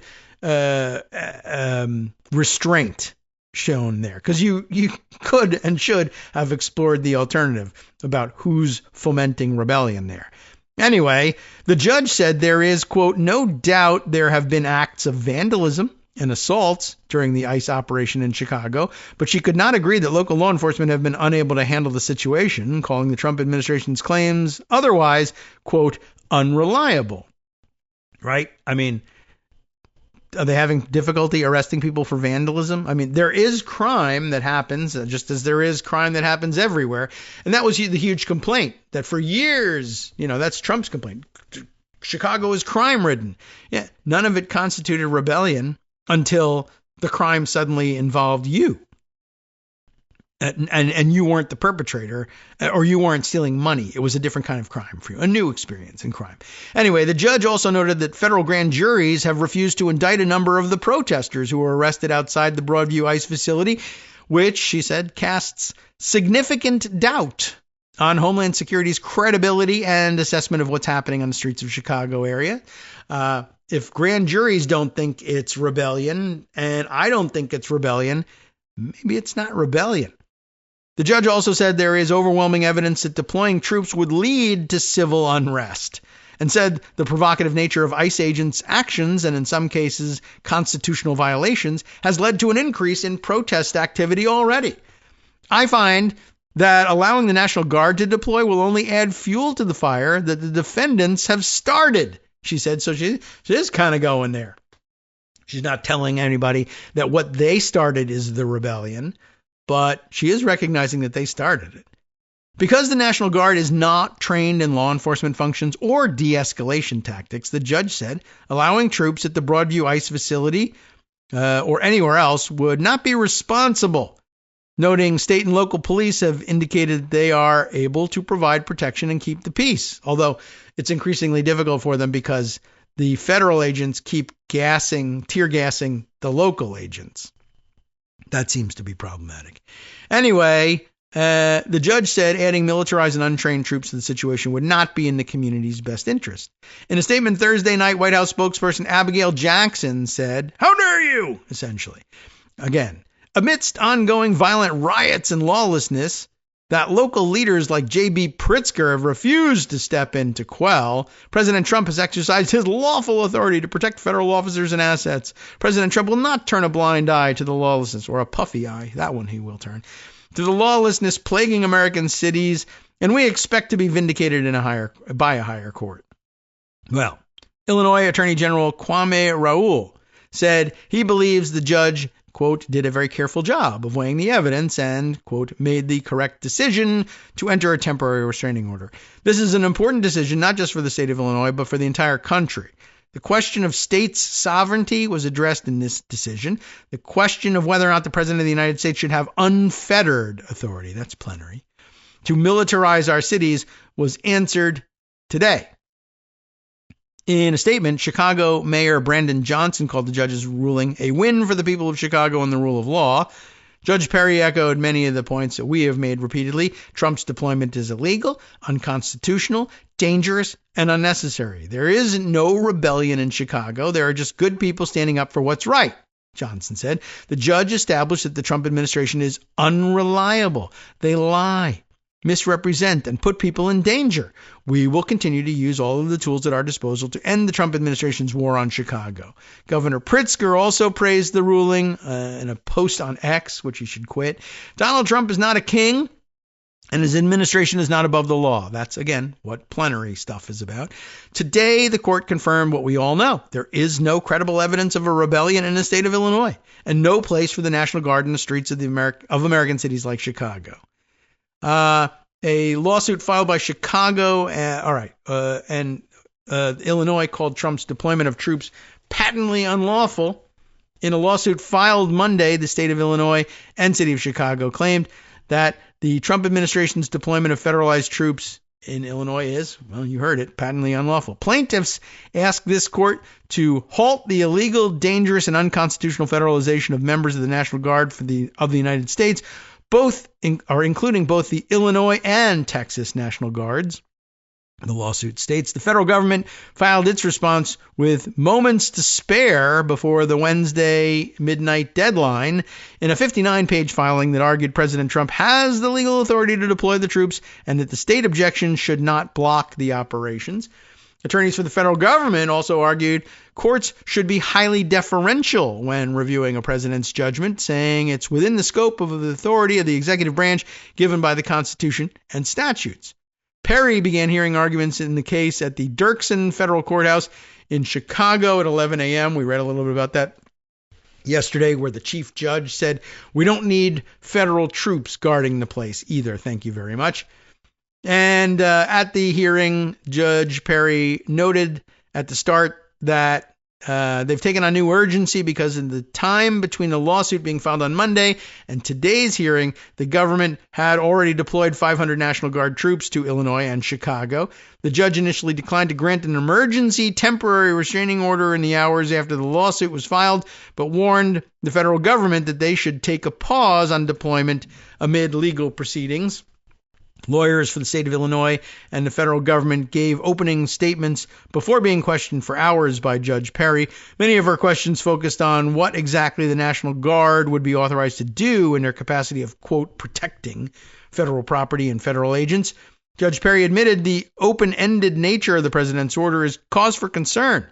The federal government's attorneys argued repeatedly that the president's judgment in deciding to federalize the National Guard in Illinois is not reviewable by the courts. But it got reviewed, and declined to articulate clear parameters on the Guard's orders because the situation's fluid. It's a deal. We'll get to the details later, you see. They're deal guys. They said orders issued would be tailored to the needs of the moment. Would they be limited to protecting ICE? The attorney for the government said probably. When Judge Perry asked if the Guard might go into neighborhoods, hospitals, and schools, the attorney said there's a vetting process, but he didn't describe it. Could they help any federal agency? The government's attorney answered, I actually don't know the answer to that. And the big question, will they be fighting crime in Chicago? Certainly, to an extent, the administration's attorney said. The mission, again, is a federal protection one. The attorneys repeatedly cited violence and, quote, riots in Illinois, particularly at the Broadview ICE facility, but the judge questioned whether the government was presenting an accurate representation of the violence on the ground. At one point, pointing out the gulf between statements made on social media and reporting in Illinois. We do know 45 members of the Texas National Guard were at the Broadview ICE facility ahead of Thursday's hearing.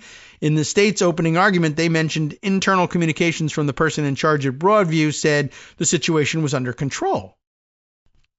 So, there you go. Perry also asked the government's lawyers about 2 temporary restraining orders issued against ICE in the past 48 hours for violations of the First and Fourth Amendments. One in a lawsuit in Chicago filed against ICE by reporters and media members. The other filed by an immigration attorney to prevent ICE from searching his phone, which the government said they were not aware of. Perry questioned the government about its definition of the danger of rebellion and what acts would comprise such a rebellion. At one point, when asking the government about threats made toward ICE and other federal agents, Perry noted, I agree with you about threats across the U.S. now. Mine started about 10 minutes after I got the case. Oh, yeah, there are threats being made against me. I don't know about you, but I'm getting them. Perry had fewer questions for the state, asking them, that is to say Illinois, asking them about their definition of rebellion, the distinction between state and local law enforcement powers and military forces, and their objections to using the military to protect federal property. Illinois attorneys argued the power to determine military conditions belongs to Congress, and they do not believe the president can summon troops to places where other law enforcement can be used effectively. Perry also asked about why they think a temporary restraining order is necessary. Attorneys for Illinois referenced statements made by Mr. Trump and Secretary of Defense Pete Hegseth, particularly at the meeting of generals and other military leaders who were called to the Pentagon. Remember, this is a good practice somehow. In closing arguments, the state argued that the president doesn't have the authority to send in troops to fight crime and said the case is full of bad faith and abandonment of public virtues and presents a risk of wanton tyranny. Well, yeah. The federal government argued in return that there is coordinated and complex violence in Illinois, and the president has a right to respond. They argued that a temporary restraining order would interfere with the president's decision to protect personnel and property. Mr. Trump has claimed that Chicago is out of control as justification for sending in the National Guard, and his administration and the Department of Homeland Security claimed that federal agents in U.S. Immigration and Customs Enforcement facilities need protection from protesters. The president once again spoke about Chicago on Thursday, thanking Texas Governor Greg Abbott for his troops and doing what has to be done. Chicago Mayor Johnson reacted to this latest comments outside of court, saying, "We said that this deployment has nothing to do with public safety. We said this has nothing to do with immigration. This is purely political." Well, that's the end of the CBS News report on that one. That might be the last CBS News report we hear for a long time. I don't know. What else can we squeeze in the moments we've got? There's a lot happening.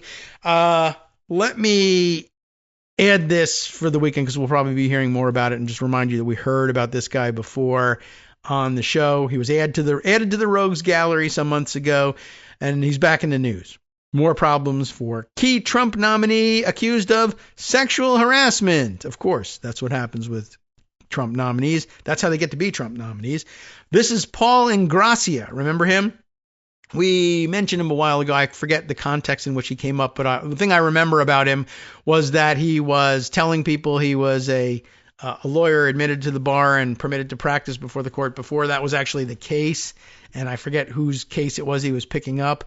But anyway, he has since been nominated to an administration position. And I guess while we're still pondering this thing, oh yeah, by the way, he's a sex pest. Paul Ingrassia has been investigated for allegedly harassing a lower-ranking colleague, according to administration officials. Fearing retaliation, the woman later withdrew her complaint, and Ingrassia denied the wrongdoing. Daniel Lippman wrote this up for Politico. What's going on? In late July, I guess that's probably when we heard about him, Paul Ingrassia, the White House liaison for the Department of Homeland Security, arrived at a Ritz-Carlton in Orlando with a lower-ranking female colleague and others from their department. When the group reached the front desk, the woman learned she didn't have a hotel room. Ingrassia then informed her that she would be staying with him, according to 5 administration officials familiar with the episode. Eventually, the woman discovered, ready for this one, that Ingrassia had arranged ahead of time to have her hotel room canceled so she'd have to stay with him. 3 of those officials said. That is sex pest top to bottom. The woman, a fellow Trump appointee, initially protested the room arrangement, but not wanting to cause more of a scene around other colleagues, she relented, according to the officials. Oh, so you willingly went to his hotel room. Is that what you're saying? She relented, according to the officials. So the 2, who knew each other previously as friends, went to the room and slept in separate beds, super comfortably, I'm sure. Ingrassia's attorney said no last-minute changes were made at the hotel reservations. What are you talking about? What's not disputed is that the 2 ended up sharing a room on the business trip, and that it resulted in an official investigation, as it should. The fallout from the incident has been the talk of the upper echelons of DHS ever since. It adds to a swirl of controversy surrounding Ingrassia, a 30-year-old conservative lawyer and activist who is President Donald Trump's nominee to lead the Office of Special Counsel, which, by the way, deals with federal employee whistleblower complaints and discrimination claims. Ingrassia would be 2 decades younger and less experienced than recent leaders of the agency. So it's a little unusual all by itself, but probably also unusual coming into the job of sorting out things like, well, sexual harassment claims in the various departments, and coming into the job already having been accused of sexual harassment yourself. And in such a short amount of time, too. He's only 30 years old. Golly, gee whiz. So, yeah, should you put in charge of the Office of Special Counsel to investigate charges of sexual harassment like this a guy who's, doing this stuff, but not only being accused of it, but going out of his way to cancel female colleagues' hotel rooms so that he can have well, you'll just have to stay in my room and I'll just have to put Barry White on. It's just going to happen. Sorry. That's part of my religion. Anyway, yeah, crazy. By the way, so the swirl of controversy around Ingrassia is linked here. Just to remind ourselves, I'll go back to this CNN K-File story from July. Trump picked to run federal watchdog, a 30-year-old who once shared a 9/11 conspiracy video and has ties to a Holocaust denier. That's how he got on our notice, on our radar the first time. Ingrassia's nomination is already on the rocks after Republican senators raised concerns about his background and amount of experience, as well as possible anti-Semitism, which the administration has disputed.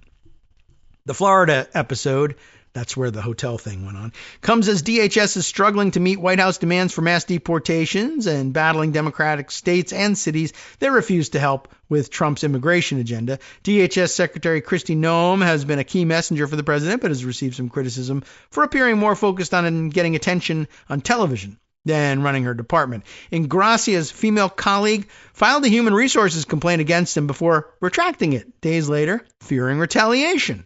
That's not good. That, according to 3 of the officials. However, 5 administration officials told Politico she complained to them that Ingrassia was making her feel uncomfortable and that it was hurting her ability to do her job, which by itself is maybe not a bad thing. But the uncomfortable part, you're not supposed to endorse that. I'm glad she couldn't do her job, but not for that reason. Ingrassia declined to comment, but his attorney denied the allegations. He's awesome, said his attorney, Edward Andrew Pulsick, in a letter to Politico. He says nothing happened. The woman, whom Politico is not naming, said in a statement that she never felt uncomfortable about Ingrassia's behavior. Oh, well, that solves it. And she never made the complaint, in fact. A colleague misjudged the situation and made claims of alleged harassment that aren't true, the woman added. There was no wrongdoing. Do you have to take that at face value? I don't know. I don't think so. But though a career official initially filed the complaint, the woman filed her own complaint afterward. So, that's a thing.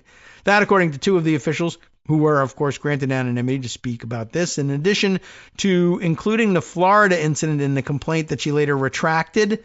The woman, so that wasn't her only complaint, I guess. The woman expressed that she wanted Ingrassia to start speaking to her in a more professional manner. Like not as Baby, I guess, probably. The attorney for Ingrassia and a DHS spokesperson said the HR investigation into him ended and cleared him, like Tom Homan. Career human resources personnel thoroughly looked into every allegation and concern and found no wrongdoing, a spokesperson said in a statement. So I don't know. I think we'll end the discussion there. But by the way, they do go into his background, and the other problems that he's had with his nomination are listed in this piece. And you might want to double back and take a look at them just so you're reminded, because I have a feeling he'll be popping up in the news over the next couple of days. You needed to know that before heading into the weekend. There was more, an awful lot more.